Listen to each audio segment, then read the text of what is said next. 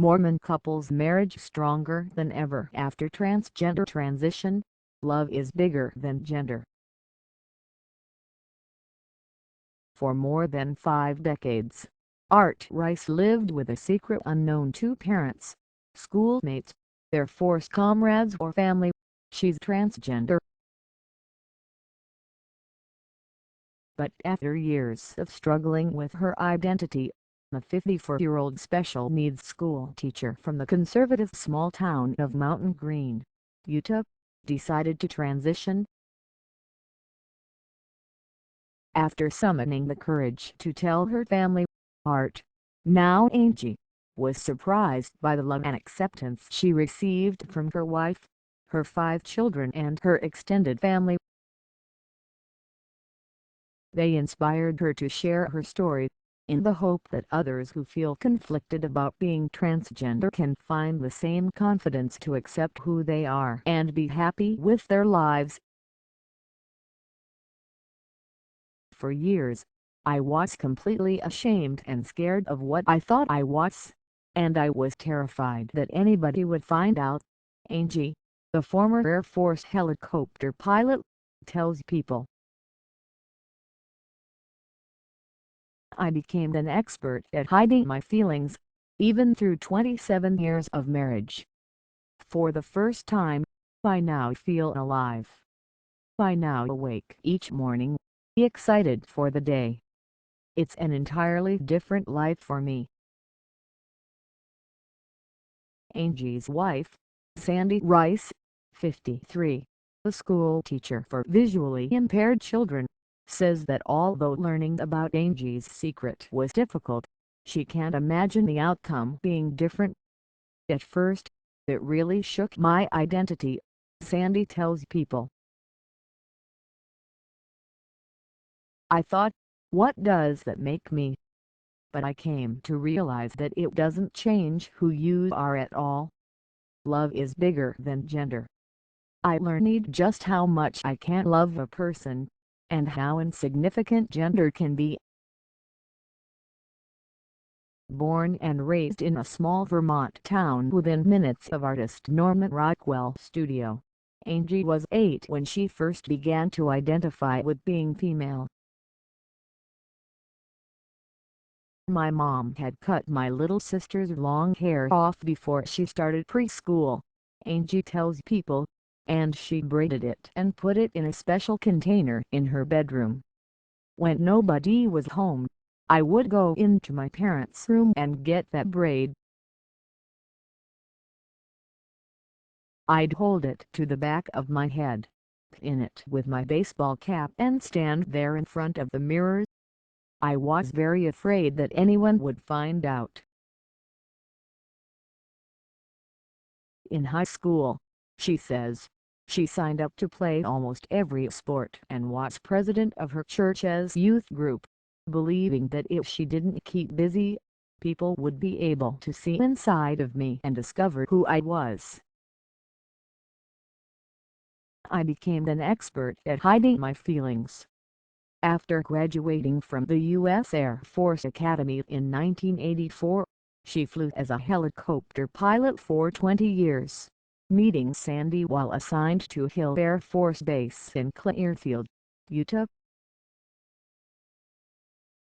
She was running a beauty college and I came in one night to learn how to cut hair, Angie recalls. I was a macho rescue helicopter pilot, so going to that beauty school was my way of acknowledging what I was trying to hide. Married in 1988, the Rices raised 5 children and settled into a comfortable life in Mountain Green, Pop. 2300, with the primary focus of their lives revolving around their Mormon faith. After retiring from the military, Angie became a school teacher, and her fear of people discovering her hidden feelings intensified.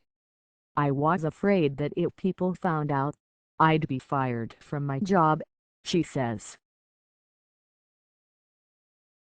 I wore baggy man pants and shoes that were too big, thinking that would help hide who I was. Meanwhile, Sandi had her suspicions about the man she had married. "I knew that there were gender issues even before our first son was born," she tells People. "Angie was playing with my makeup one day and asked if I'd put it on her just for fun. The next day when she asked to do it again, I wondered if it was my fault.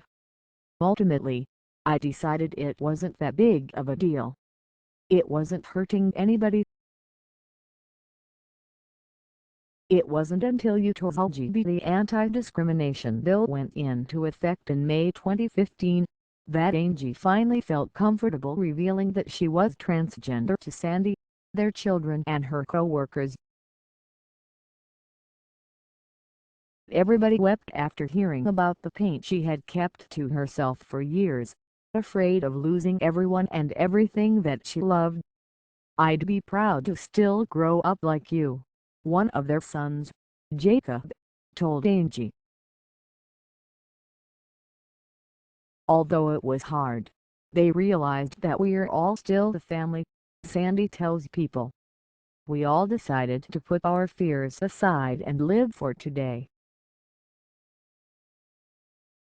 Although parents and teachers at her school have been supportive, says Angie, some members of her Mormon congregation now shun her and Sandi, so they are now looking for new churches to attend. "I honor their freedom of religion, even though it hurts," Angie tells People, "but I ask them please not to act hateful toward me when they see me on the street or when I'm out with my family. Everybody's dignity is worth the same. I don't want any more than anybody else has. I felt betrayed by our church," adds Sandi, "but I did not feel betrayed by Angie.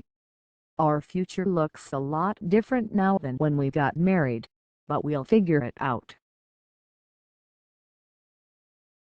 I can't imagine living my life without her. Now undergoing hormone therapy, I no longer feel trapped. I've broken out of that prison that held me captive my entire life," Angie says. "I know it won't be easy, but through love, we'll find a way." Angie brushes away tears as she recalls the morning after she gathered her family around to deliver her life-changing news. "Sandi," she told her wife, "this is the first time in my life when I put my head on my pillow and went to sleep peacefully. I think I experienced what it feels like to die."